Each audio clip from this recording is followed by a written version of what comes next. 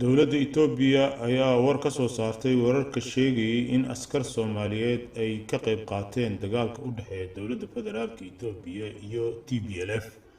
afhayeenka wasaaradda arrimaha dibadda Itoobiya Diini Mufti ayaa sheegay in aysan jirin ciidan Soomaali ah oo Itoobiya u isticmaashay dagaalka ay kula jirto Tigreega,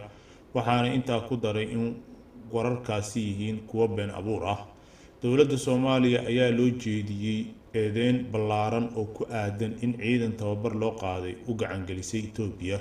kuwaasi oo qayb ka noqday dagaalka lagula jiro Tigreega, waxaana askarta horey loogu qaaday dalka Eritrea oo tababar ahaan loo geeyay.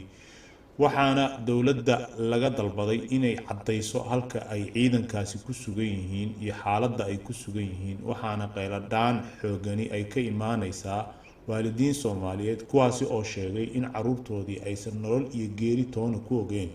inkastoo dowladda Soomaaliya sheegtay in aysan jirin ciidan Soomaaliyeed oo qayb ka ah dagaalka lagula jiro TPLF.